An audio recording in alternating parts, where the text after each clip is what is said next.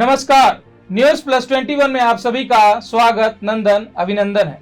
जमावड़ा news plus 21 का वह खास शो जहां जनता के विचार और सत्ता के दावेदारों से सवाल किए जाते। लेकिन आज का दिन आप सभी दर्शकों के लिए बहुत खास है, क्योंकि आज हमारे साथ समाज के वो लोग मौजूद हैं जो डॉक्टर की उपाधि तो नहीं हासिल की, लेकिन किसी भगवान से भी कम नहीं है।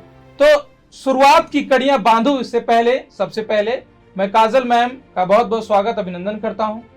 साथ में हमारे साथ मौजूद हैं सुरेश जी, सर आपका भी बहुत बहुत स्वागत अभिनंदन करता हूं। अब शुरुआत करूं किसी समाज के किसी विषय के बारे में, उससे पहले जान लेता हूं काजल मैम, सबसे पहले आपके मन में ये बात आई कब कि समाज के लिए कुछ करना चाहिए? जी। मैं काजल सचदेव जो हमेशा सोचती थी कि कुछ अच्छा करूं ताकि किसी को मदद मिल सके, शुरू से मेरा स्वभाव ऐसा है। पर मेरे बेटे को जब थैलेसीमिया हुआ तो मेरा दर्द तो ठीक है, लेकिन दूसरे गरीब बच्चों का मैं दर्द, जब उनको परेशानी होती थी या लाइन में लगते थे और उनका ट्रीटमेंट ठीक से नहीं होता था, तब मुझे बहुत तकलीफ होती थी कि उनका भी इलाज अच्छे से मेरे बेटे की तरह होना चाहिए। और इस तरह मैं उनको देखते देखते उनको अपने पास बुलाने लगी और उनकी मदद करने लगी। तो ये सेवा का भाव वहीं से आया। ठीक। सुरेश जी, क्या सब कुछ समान आपके साथ भी यही कुछ हो रहा था या कुछ बदलाव थे इसमें? आपके मन में कब पहली बार आया कि नहीं समाज के लिए कुछ करना चाहिए, बहुत दिल में दर्द है, पीड़ा है, सहन कर रहे हैं, अब न हो ऐसा कि आगे आने वाले किसी व्यक्ति के साथ ये समस्या हो? कब आया समाज उत्थान का ये दिल में भाव? जब बेटे को सही रास्ता मिल रहा था, डॉक्टरी सलाह पूरी सही मिल रही थी, क्योंकि बाहर से हम जाते थे तो पूरा जानकारी लेके आ जाते थे, और दूसरों बच्चों को वो ना जानकारी मिलती थी, न समय से दवाइयाँ मिलती थी, न समय से उनको ब्लड मिलता था।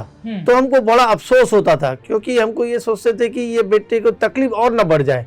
तब मैंने ये सोचा कि मैं अपने बच्चे के साथ साथ न दूसरे बच्चों को भी न पालूंगा भी और संभालूंगा भी।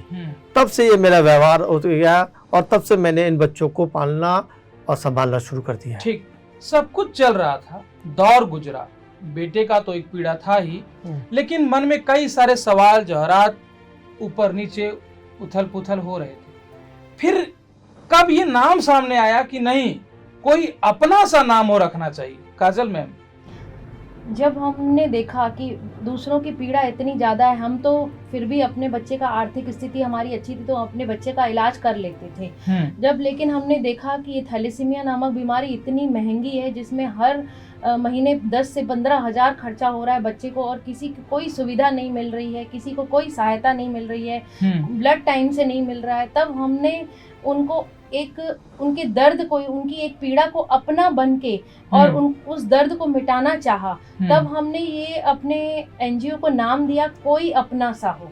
कोई अपना सा हो बनकर हम उनकी जिंदगी की तकलीफों को हरण करने के लिए आगे बढ़ चले, और हमने इसका नाम दिया कोई अपना सा हो, KASH, यानी कोई अपना सा हो काश फाउंडेशन। ठीक। अच्छा, अब थोड़ा सा विषय से भटकता हूँ और ये जानना चाहता हूँ कि आप दोनों में से नाम आखिर किसने चूज किया? क्या आप दोनों का इसमें सहयोग था या किसी एक व्यक्ति का था कि नहीं ये नाम होना चाहिए? नहीं, ये मैडम का ही नाम था कोई अपना सा, क्योंकि उन्होंने अच्छा नाम सोचा। मुझे पसंद आ गया, और कोई किसी का नहीं होता है तो हम उसके होते हैं। एक एक शब्द सब कुछ मैम का था, आपने कुछ भी नहीं जोड़ा, कोई अपना सा हो। इन्होंने ठप्पा लगा दिया कि ये सच्ची बात है, ये कटुक सत्य है। कटुक सत्य है। कोई अपना सा हो का नाम काजल मैम ने रखा, विशेष सहयोग सर द्वारा दिया गया। अब विषय पर चलता हूँ। कोई अपना सा हो गया, फाउंडेशन का नाम रख दिया गया, सब कुछ हो रहा था, बच्चे की पीड़ा भी थी, पर ये जो बीमारी थी ये धीमे धीमे धीमे धीमे पूरे प्रदेश में पैर पसार रही थी।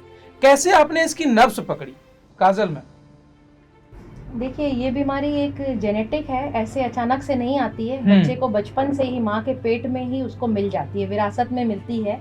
तो हम विरासत में वो जो बुरी चीज है उसको हम खत्म करना चाहते हैं। तो ये बीमारी पेट में जब बच्चा होता है, या लड़का और लड़की जब शादी करते हैं, दो लड़का और लड़की जो माइनर थैलेसीमिक होते हैं उनसे ये मेजर बच्चा पैदा होता है। इसको मेजर थैलेसीमिया बोला जाता है, जिसको जिंदगी भर खून चढ़ाते हैं। तो शादी से पहले अगर एक छोटा सा टेस्ट HPLC टेस्ट या HbA2 टेस्ट भी कहते हैं, अगर हम विवाह से पहले लड़के और लड़की का HPLC या HbA2 टेस्ट करा दें तो ऐसे बच्चे नहीं पैदा होंगे। अगर एक लड़के लड़की में से एक माइनर है और एक नॉर्मल है तो भी ऐसे बच्चे पैदा नहीं होंगे। इसलिए इस टाइप के विवाह नहीं होने चाहिए। तो हम इस जनसंख्या को जो डिफेक्टिव जीन है उससे हम बच सकते हैं। ठीक, अब ये तो जान लिए कि ये कैसे फैलती है, पर अब थोड़ा सा फिर पीछे चलता हूँ।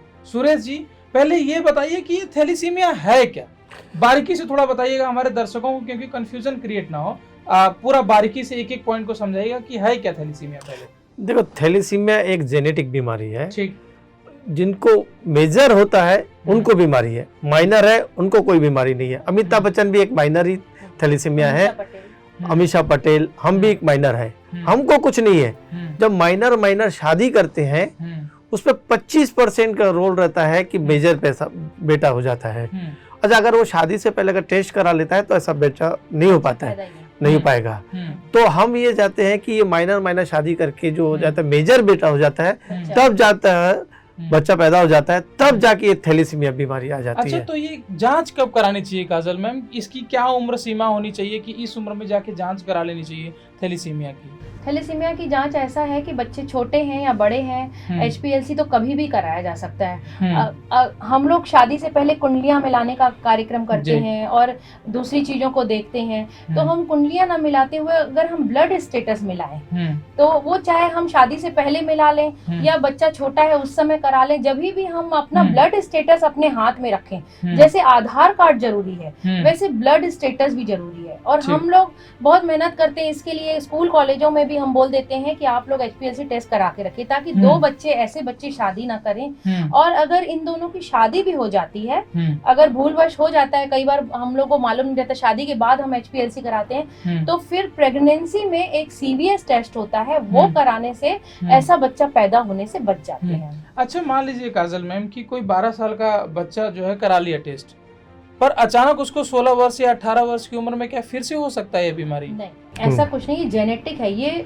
जो है वो जीन में ही गड़बड़ होता है। तो वो बचपन से ही हम पता, चाहे वो 6 महीने का बच्चा होगा तो भी हम पता लगा लेंगे कि इसके एक जीन में गड़बड़ी है, माइनर होता है, तो हमको वो 6 महीने में भी डिटेक्ट हो जाता है। तो वो ये बीमारी बाद में बॉडी में नहीं आती है, ये बीमारी नहीं है, ये अनुवंशिक जो है डिफेक्टिव जीन है। ठीक, अच्छा, मान लीजिए कि ये हो जाता है और उसके बाद इसका निदान भी किया जाता है, तो क्या यह पुनः फिर से हो सकता है?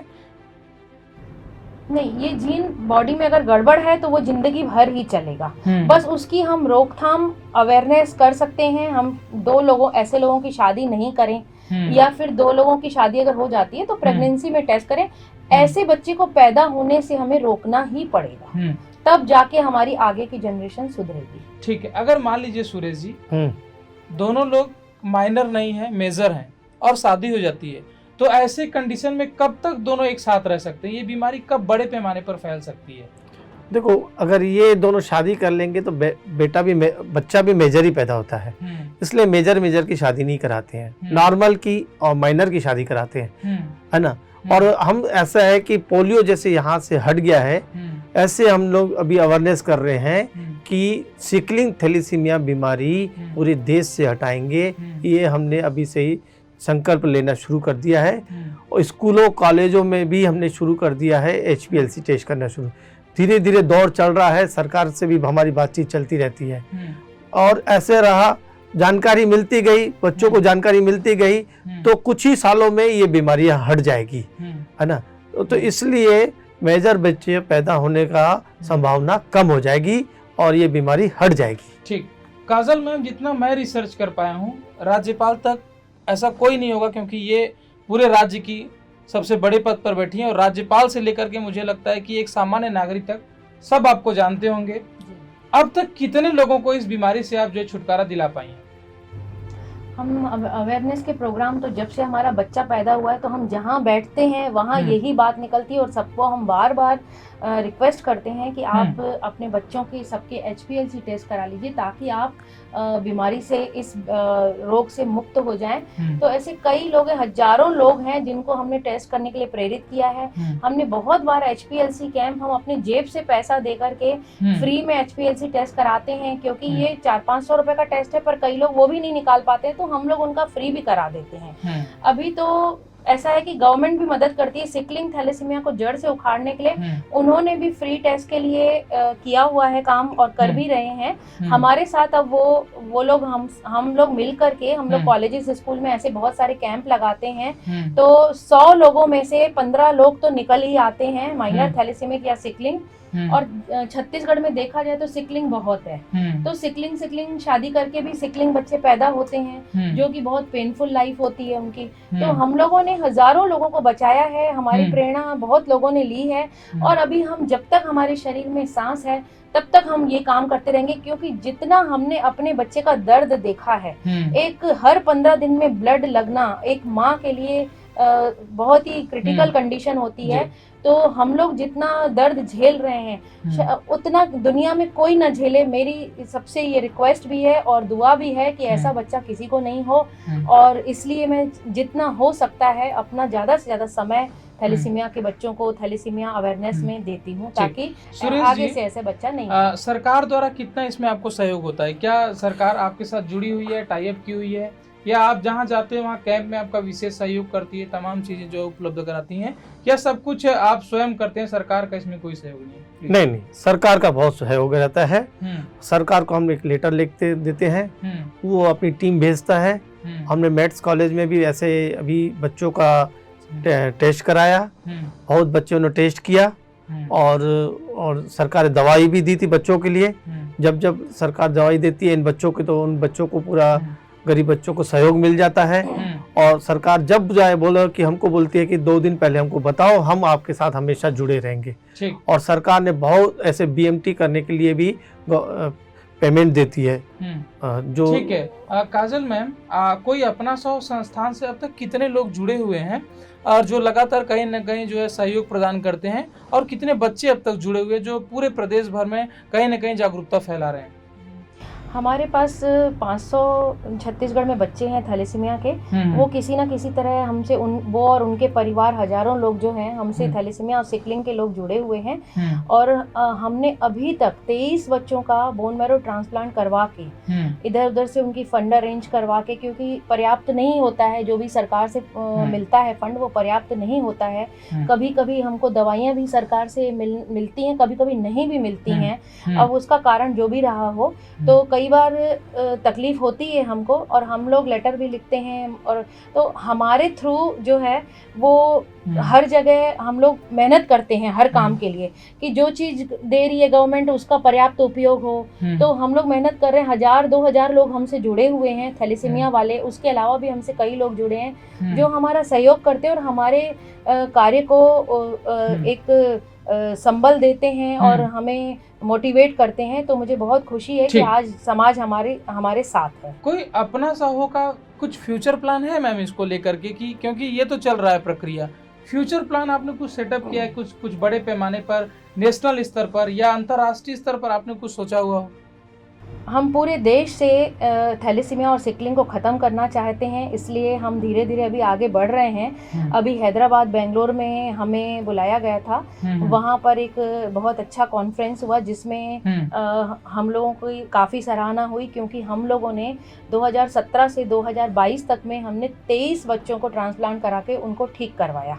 तो ये अपने आप में छत्तीसगढ़ के हम लोगों के लिए एक बहुत बड़े गौरव की बात है। तो सरकार भी इस तरफ ध्यान देगी कि ये लोग काम अच्छा कर रहे हैं, और हमारा निस्वार्थ काम है, क्योंकि हम एक अपने बच्चे की पीड़ा से जुड़े हैं। तो हम ऐसे सैकड़ों लोगों के बच्चे की पीड़ा को समझ सकते हैं। तो हमारा फ्यूचर में प्लान और है कि हम ऐसे बच्चों को जितना हम कर सकते हैं, छत्तीसगढ़ से क्या, हम स्वतंत्र थैलेसीमिया मुक्त भारत करना चाहते हैं और सिकलिंग मुक्त भारत करना चाहते हैं। तो हम सरकार से भी ये अपील करते हैं कि हमें सहयोग करें और हमें आगे बढ़ने में और इस बीमारी को जड़ से उखाड़ने में हमारी मदद करें। सुरेश जी, आने वाला 48 घंटा आपके संस्थान के लिए, भारतवर्ष के लिए, विश्व महिला दिवस के रूप में, थैलेसीमिया दिवस के रूप में और विश्व रेड क्रॉस दिवस के रूप में मनाया जाने वाला, क्या कुछ प्लान करके आपने रखा है इस बार, जो क्योंकि कोरोना काल 2 साल के बाद जो ये अवसर मिला है, तो क्या कुछ खास है आप लोगों की तरफ से, खास करके